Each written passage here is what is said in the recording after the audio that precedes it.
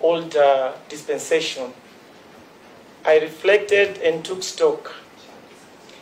And this is how I made the sacrifice in order to erase the past of ignorance and grace the academic corridors of universities.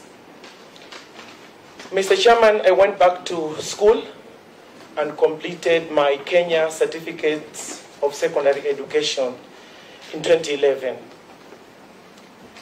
And I proceeded to Jomo Kenyatta University of Agriculture and Technology, where I got my certificate in county governance in 2012. And this was followed by an executive master's of leadership and governance from the same institution in 2015. And in 2021, I graduated with a bachelor's of leadership and management from International Leadership University here in Nairobi.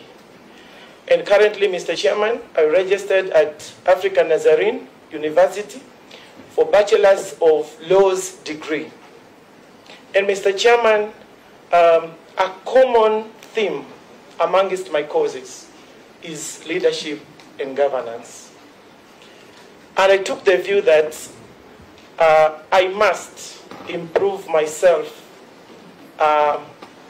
intellectually and spiritually in order to serve the community better. Mr. Chairman, as I have told you, I have come from very far. I was born and raised in humble settings in a historical fishing village known as Takaungu in Kilifi North constituency in Kilifi County. And my parents were poor. They used to struggle to provide for me. Compose yourself, compose yourself. We have all walked to the same journey, don't worry. To provide for me and my 27 siblings. So I went to a local school known as Takaungu Primary from 1993 to 1991. And Mr. Chairman, I proceeded to Ganze Secondary School. Regrettably, I had to drop out due to lack of school fees. And Mr. Chairman, I have touched a little bit about my family. And that explains how we used to struggle and the lack of school fees. So, Mr. Chairman, I was at home. There were absolutely no prospects to expand my horizons. So I was just there. And little did I know the sad fate that most of the rural girls face awaited me with open arms: early marriage. So, Mr. Chairman, I got married off. And in that union, I became a mother of my firstborn.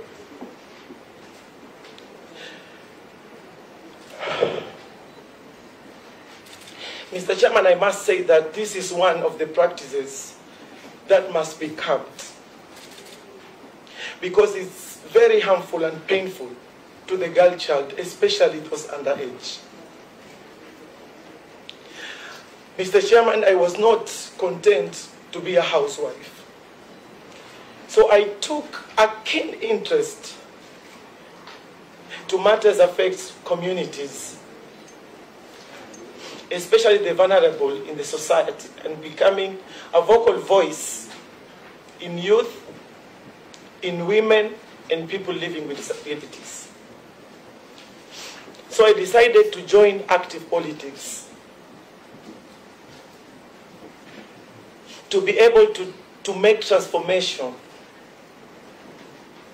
in society through policy making. And in 1997, I contested and I was elected the first woman in my community.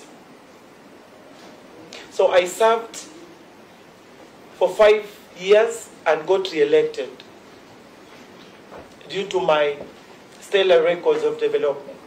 Elected to what? To a councillor. And during my second term, I was elected as the chairperson of Kilifi Town Council.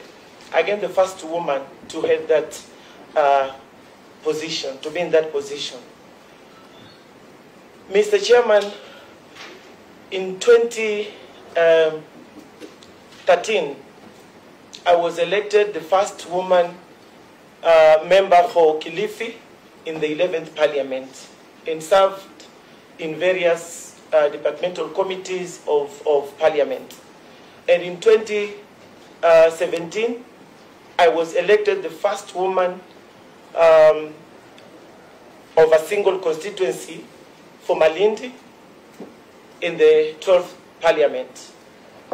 And also I was in various committees of Parliament and a commissioner of the Parliamentary Service Commission. During my tenure, Mr. Chairman, as the member for Malindi, among other projects, I founded Shomani Girls High School. I am happy because this school was proposed and in the process to be registered a national school. This school has given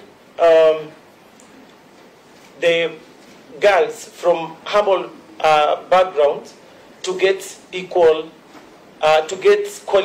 education, Mr. Chairman. And on the same note, I set aside 10 acres of land under the Aisha Jumwa Foundation for construction of a rescue center for the victims of gender-based violence and teenage pregnancies. Mr. Chairman, we all aware that Kilifi was hit hard on issues of early pregnancies and gender-based violence. This what triggered me to come up with that project. 1 minute. And Mr. Chairman, as I have said that I am a commissioner of the Parliamentary Service Commission and also a chairperson of a commission committee on information and public communication. Today, I'm happy to report that with my fellow committee members of the subcommittee and the commission, we have a paperless and digital parliament. So I take credit on that as a transformative agenda that I spearheaded.